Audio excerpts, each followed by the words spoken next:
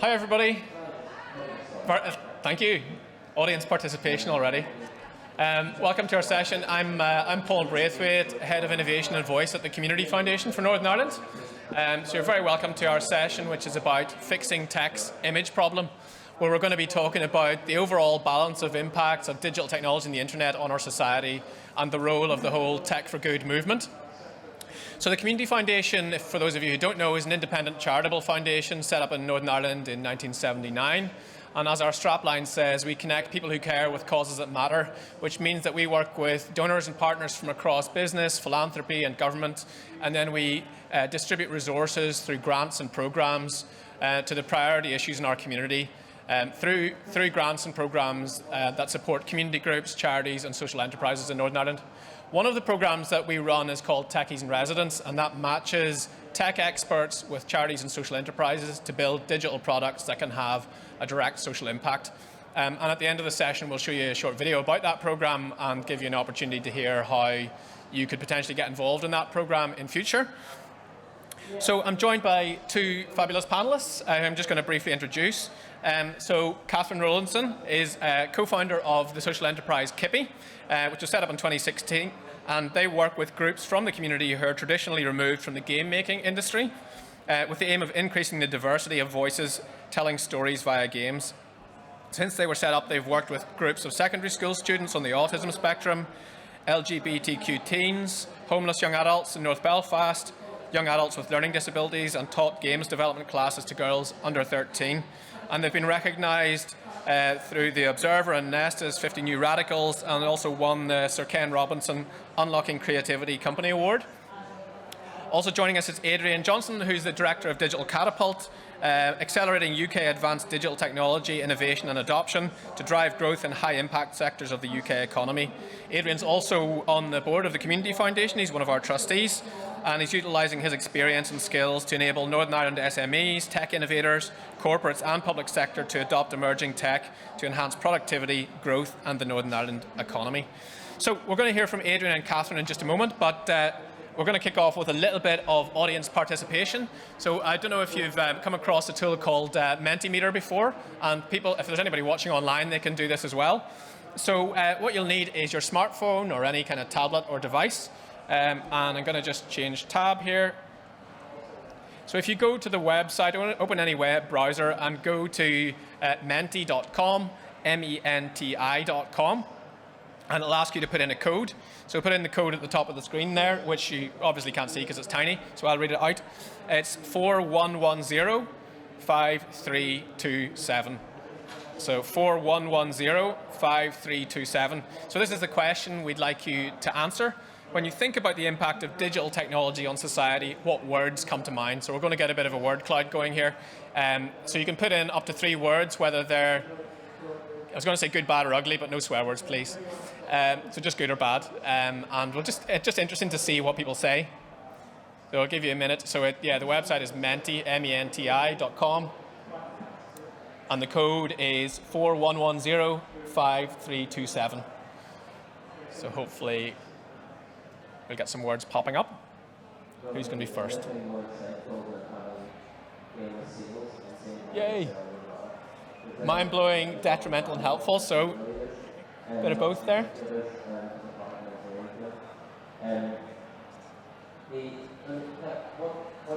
Just waiting to see if the word gets bigger, that means more than one person has mentioned it, obviously. So you're all very independently minded, mentioning different words. So we've got distraction, mind-blowing, helpful, detrimental, influential, advances, unrestricted. See future, there's a couple of mentions. Fast, accessibility, opinions. Great, so we've got 8 people contributing. Well, we'll leave that up there for a few minutes, but I suppose that's just to kind of see what your kind of starting thoughts are, and it kind of speaks to the point I wanted to make, which is that actually digital technology, as with any other kind of technological revolution, isn't inherently good or bad. It's up to us to decide how to use it. So I think without further ado, it'd be good to hear a little bit from Adrian and Catherine. But I suppose just to say a little bit more about the topic before we jump into that. If you look back to the kind of golden age of the internet and digital technology maybe 20 or 30 years ago, it was a real era of tech utopianism, and the sense was that this digital revolution could only be good for society, that we were going to have a flourishing of human connections, we'd have the democratization of knowledge and learning, and we would essentially have a more egalitarian society overall. But if you fast forward to today, the situation's a little bit more ambiguous, as you're kind of helpfully demonstrating. And whilst, of course, there are lots of positive impacts of the digital revolution on our society and lots of innovation, we also have, for example, an epidemic of cyberbullying, we have creeping surveillance, we have the omnipresence of digital advertising, and we have social media bubbles, things like that. So as I say, it's not the technology itself, it's about how we use it. So we really want to explore today what is the role of Tech for Good, which is really about making a conscious effort to make sure that technology realizes its potential for a positive impact on society. So, Catherine and Adrian, big question to you guys. In your experience, talk a little bit about your experience of the impact of technology on our society, whether that's positive or negative or a bit of both. And I guess coming to the crux of it then, what is the role of this idea of Tech for Good? How can that help us make sure that we move into a world where technology really helps us? So, Catherine, do you want to go first, and then maybe I'll jump in? Yeah, go ahead. So our experience, having worked on the Tech for Good project, has been it's been very beneficial to us as a business, and hopefully it has been beneficial to the VCSE organisations we've worked with.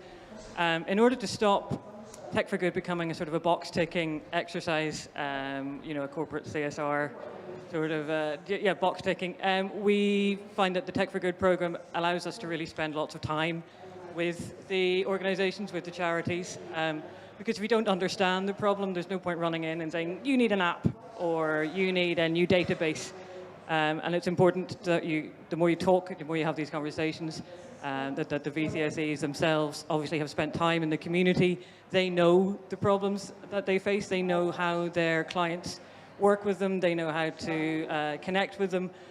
So we come in then to try and improve that with digital technology, and it's very much a matter of testing it out, of bringing it out to their clients, of letting them try it out, as many prototypes as possible. I know you're very keen on prototyping. It's where we learned our sort of fast prototyping.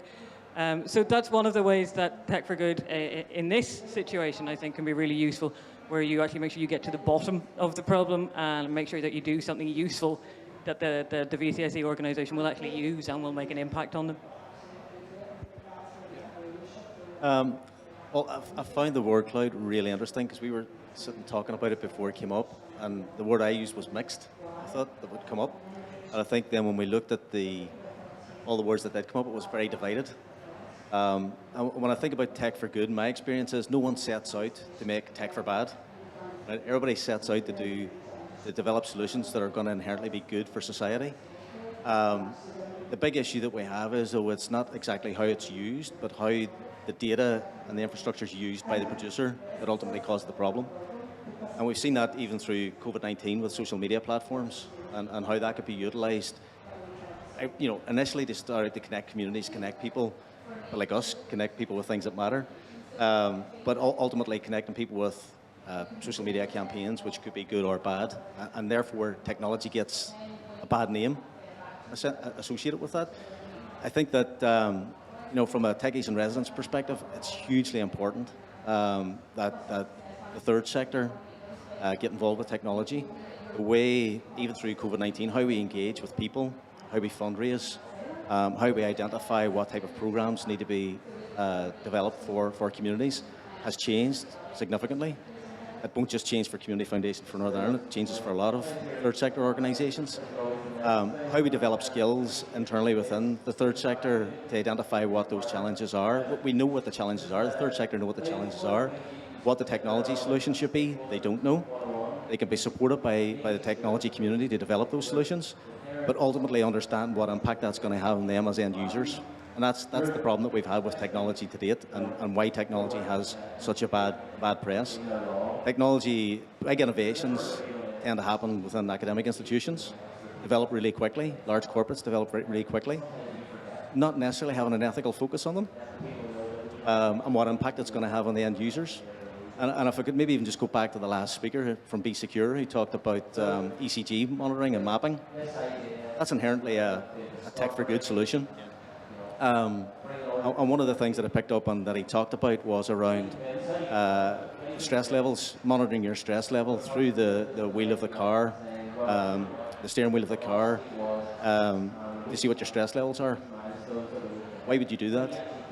Well, if it's going to have a better outcome on your health, on the health of society, better health outcomes for society, then why wouldn't you? But it's in the way that it's all, how we educate society, how we educate people to engage, the value in their data, what outcome it might have for them. That's the bit that we've missed at the moment. So I think programs like Techies and Residents do two things. They allow upskilling within the third sector around digital capabilities that are going to be needed, but also taking the social issues that need to be resolved by the third sector and engaging others to help rectify those in an ethical manner.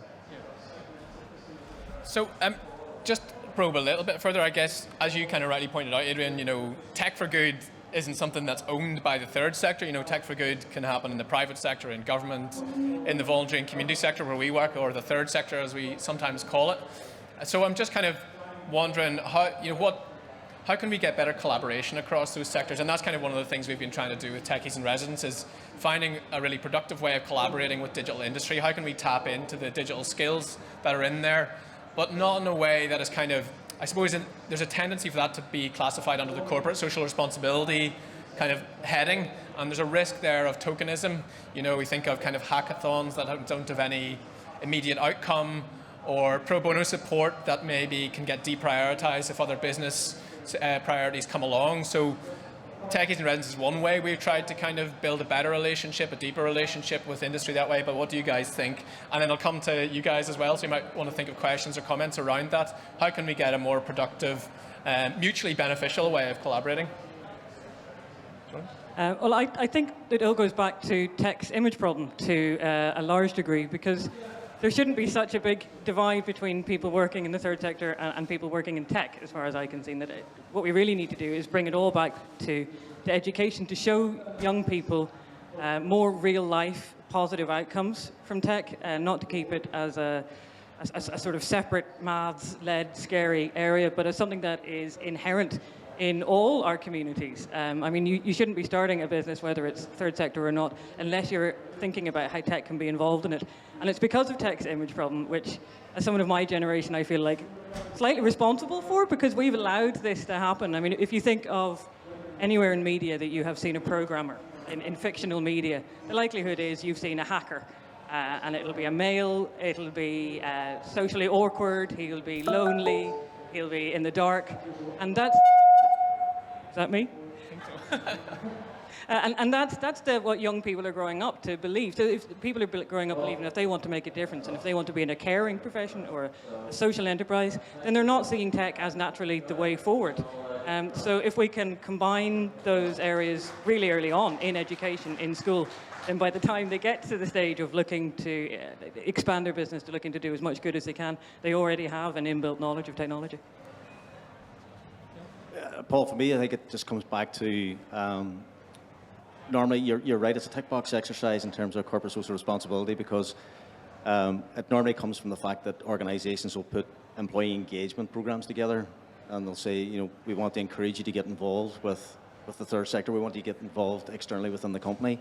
They don't necessarily have a tech for good program internally within the organisation, which aligns to their values and objectives as a company. If you look at environmental and climate change, every single company, no matter what size or scale, will have an environmental change, an environmental impact program running externally. They'll have mental health programs internally. They will have health programs. Every large company will have a health program around reducing heart disease within their employees. There needs to be a stronger connection, I think, between these types of programs, the organisations that get involved with Techies and Residents who help to solve some of those problems at a social level, and the internal programs themselves. I think there needs to be a better alignment in that sort. Maybe around thematic areas that allow organisations to identify linkages between their visions and objectives and back into the program, because it's an exceptional program. We see the solutions that get developed out of Techies and Residents with one-to-one support from from technology specialists and professionals. Just think what could be done in terms of accelerating new programs, new products, such as Be Secure, could have come out of a Techies in Residence type program. Thank you. So, any questions or comments from the floor? We have one over here. I think there's a mic roaming around somewhere. Hi, my name's Martin Gilchrist. I'm the founder of Workshore, which is a co-working space. And what we're trying to do is assist with the setup of regional pop-up co-working spaces to extend the facility of co-working across the country, and particularly in the rural areas. What do we need to do to make the tech aspect and to involve the community foundation in regard to that? What sort of community-based things can we use tech for to make that better?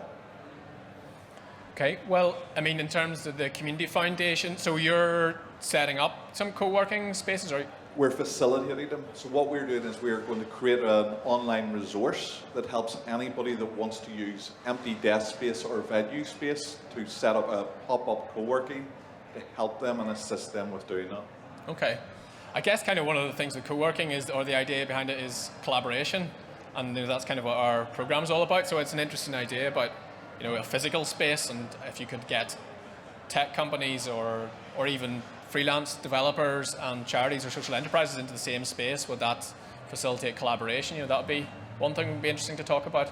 I don't know if either of you have anything to thinking about co-working, or either of you in a co-working space, or any comments on that? Yeah, I'm in a co-working space just around the corner, the Ormo Baths. But in fact, co-working space, I think, are going to be vitally important now more so than ever.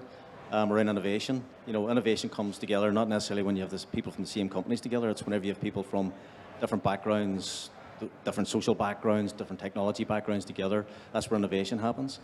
I think what's really interesting in that rural community space as well is that co-working space or technology space in rural settings could really help drive the awareness and the education around the need to share data, to share their own personal information, which will help drive better social outcomes, especially in rural, better connectivity solutions, better health outcomes, better infrastructure, whatever that might be. I think there's a really interesting piece about how that could be utilised, how that type of hub could be utilised for that space.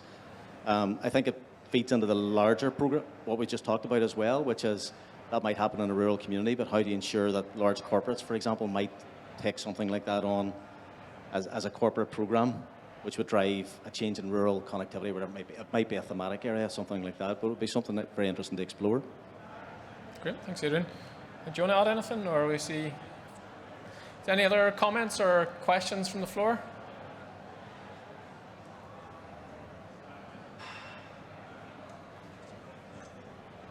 Hi, I'm Shifra from the Community Foundation, and we hear of the millions of pounds that are invested in tech every year, but mainly into the private sector.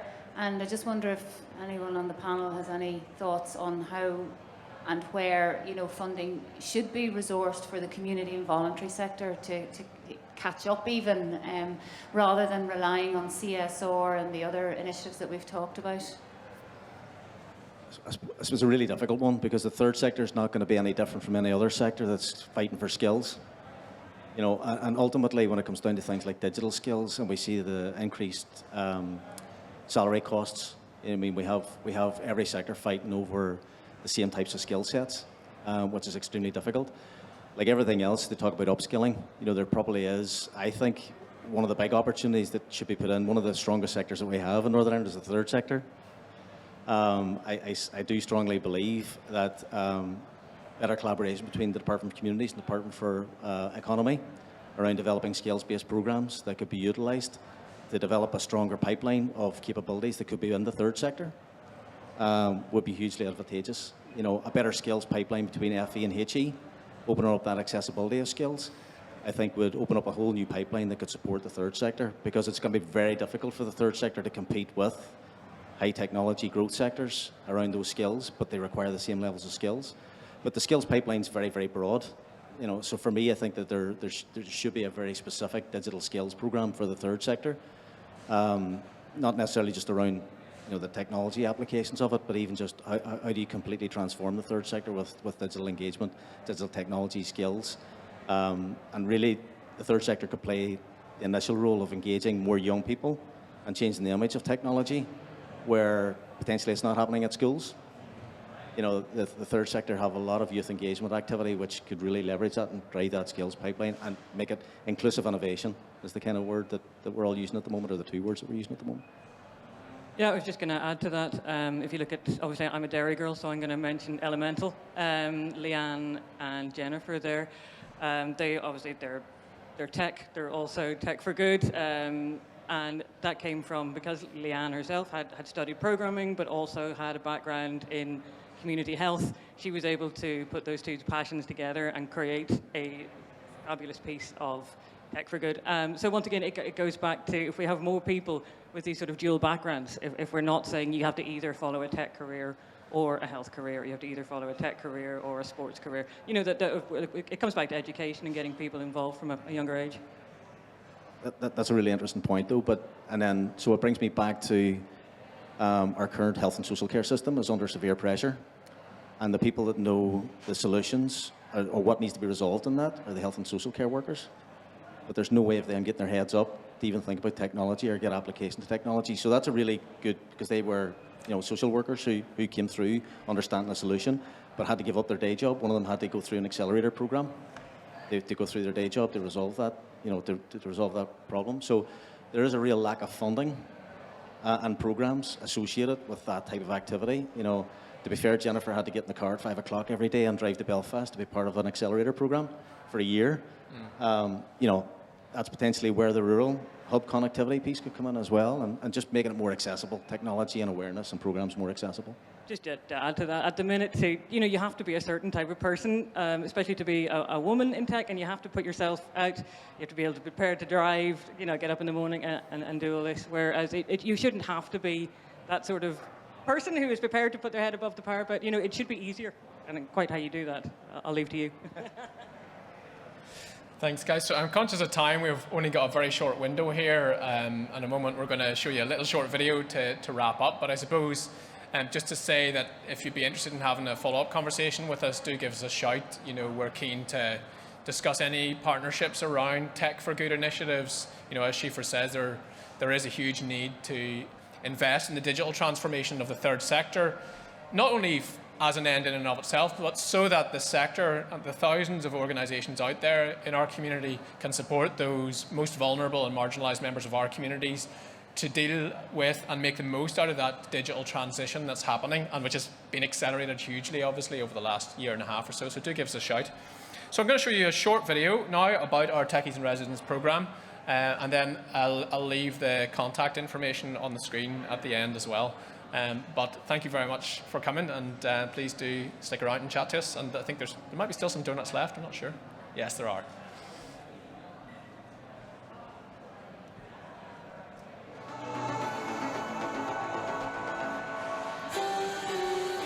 Techies in Residence is a programme that's about digital innovation in the third sector, and it works through creating partnerships between the technology sector and then charities and social enterprises in Northern Ireland. Overall, the programme for us has been brilliant. We've been able to develop something which we never, with our own skills and our own time, our own resources, would have been able to do. There's no such thing as a dream too big. We knew there was potentially a solution out there and we had to be matched with the right techie. We very quickly clicked with our target and haven't looked back since. From the very beginning, they had a real innate understanding of what we sought to develop. It's also great for the techies as well to get involved in something that we wouldn't ordinarily get and give us a chance to be a bit more creative as well. This is our second year in Techies in Residence. It's created some fabulous connections for us. As well as getting to build a prototype for a very deserving organisation, we were able to do a bit of R&D ourselves, get a bit of experience in video conferencing, and now we can offer that as one of our products. I think the last year with COVID has really underlined the need for digital innovation and digital transformation in the third sector. Organisations have been really forced to engage more with digital technology. I think it underlines the need for a programme like Techies in Residence, and we aim to continue this programme with further cycles in the future.